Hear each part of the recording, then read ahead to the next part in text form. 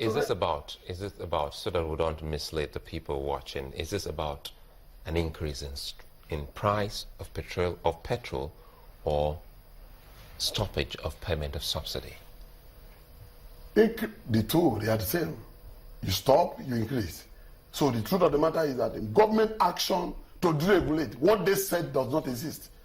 Federal government said there's no subsidy. So at a point, even we will try to believe them that, okay, if there's no subsidy, means that 86 is normal. Would you love to see a continuation of payment of subsidies? Is that what you want to see as Labour? No.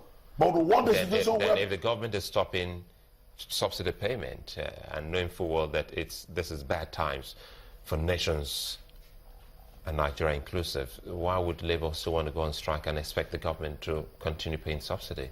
Democracy entitles us interaction. Same democracy was in the UK. Remember the Labour unions in the 40s. It was booming. It was great business for Labour union. And in the 80s, with the frequency of strikes back and forth, we saw what Thatcher did, and we saw how a membership of the Labour union has plummeted. Today, it has gone to as low as below 6 million. Bad times for Labour union, even in the country. Now you get to see a division, because when you talk about the economic crisis, then they also lost more membership and they lost more powers. Isn't that what is happening now, that the Labour is trying to reinvent itself even in the face of what is happening in the country? No. One thing we have to understand is there is no situation, no matter how worse, that will eventually nullify due process. Consultation is what is required.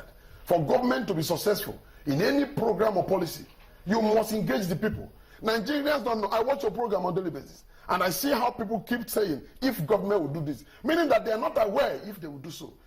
People said, okay, I may not support the strike, but also on the part of government, they should try to create palliative. Meaning that you support the strike, because you know something is wrong. Let me even bring in this parliamentary button.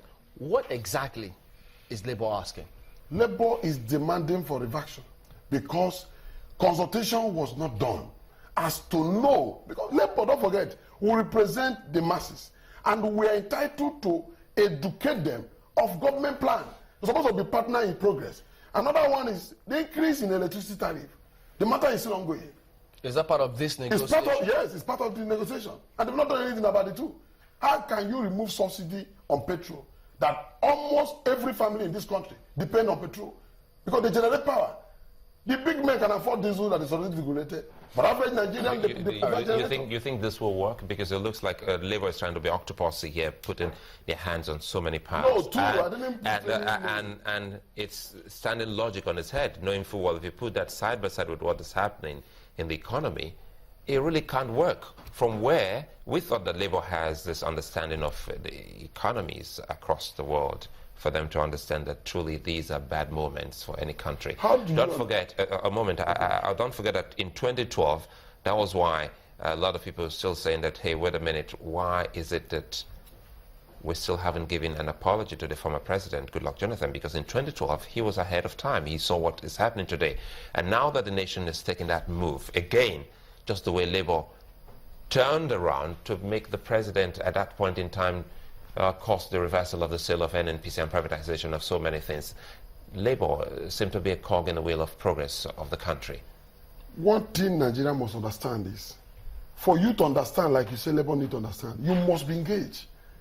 Some governments should engage the stakeholders. Consultation was not done. That word seems vague now, because in the politics of engagement between Labour and government, that's how it's either we're not being carried along or we're not being engaged. And at the end of the day, it's still not about the people. No, we are talking about the people. We're talking about policy. Don't forget, Lai Mohammed the other day was telling us about palliative being fixed in the budget of 2016. So who was told? And he's just making the statement now. Meaning that the 5 months ago, he was talking about palliative without discussing with anybody. And now you roll out, they are always reactive, imbalance everywhere. Yeah, but about Labour, did Labour see any provision of subsidy in 2016 budget? See, the proposal was not submitted to us. Neither was it passed until recent. Yeah, but we all saw it circulate several months at that time. Many were asking questions like, look, what's going on? Have they removed subsidy? What exactly is the case? But we didn't get it. That is the reason the strike is even commencing. because you didn't put subsidy. It's an assurance to Nigerians that it doesn't exist, even at 86. But Labour didn't speak strongly. No, why would you speak when it did not affect the price?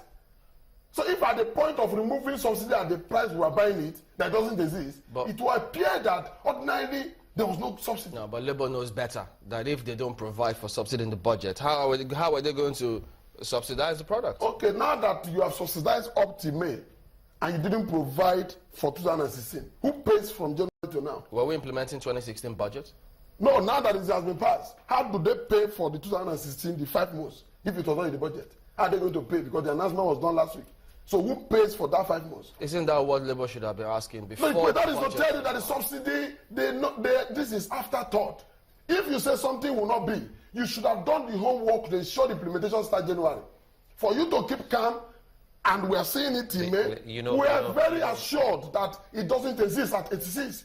So removing it now, they contradict themselves. The economy is key here. Is Labour also helping to see that the economy is strengthened and doesn't fall? And in all of this, I go back to the allegation which you say is not true, the 2 billion naira loan, or what's the state of that loan? Has Labour been paying? Has Labour been servicing the loan? I think that issue of loan, whether it's almost paid off or paid off. Because it's on record that Labour hasn't actually done anything. The only union that tried to offset its own loan is the TUC, and Labour hasn't paid anything. Since we don't have the data here, we may not actually know who has paid off of that. But that actually but since you are a member of NLC, Labour hasn't done its own part of trying to pay that loan. As federal government says so. So for me, you and I were not responsible. No, even if the government. No. These are monies of the nation. If the government hasn't said so, and you are, for instance, a debtor, now we're asking the people, the Nigerian nation is your creditor. Have you been paying that loan as a union? Certainly, the agreement must have been respected. As far as I'm concerned, the account department has all the data. The details are there, and they should do the needful. And I believe that they have done so. And after so if government claim otherwise, they should put it on the table. And after the so nobody should confuse the issue on ground. No one is trying to confuse the issue. And after the strike, would you be expecting to be paid, your members to be paid for work not done? You mean the policy of no work, no pay? That is our usual slogan during strike. Those are the instruments they want to use to resist labor. But it's neither here nor there. Because I've done. If you cannot pay for no work, no pay, provide what they want. They don't have problem. But provide what we want. No, who pays your workers when they don't get monies? Because, deductions are made of workers on a monthly basis, and nobody has been asking what those monies are meant for. And in the history of labor unions is that those monies are used to help those workers who go on strike for the period that they won't be paid. Is that what you hope to do with those dues that you have been collecting off workers? Dues are not collected to pay workers after which... So what are they meant for? Because I must also be on labor. Because if we say we're fighting corruption, we're trying to strengthen our economy and try to make things better, and labor decides to go on strike in the face of all of this analysis and empirical evidence before us concerning the economy, one wonders, one also should be asking questions of labor, what they've been doing with those dues collected from members. The dues collected from members, because like I said, we should actually reposition the mind of the public. The dues paid by members, don't forget, is lawful. They pay this money to service them. So the question is, it is the duty of the union to service itself. They have organs. And this money, most cases, it has its own percentage rate distribution. The states have their percentage, the branch have their percentage, and the headquarters have their percentage. So what in order to run the administration, just like you are running your own institution.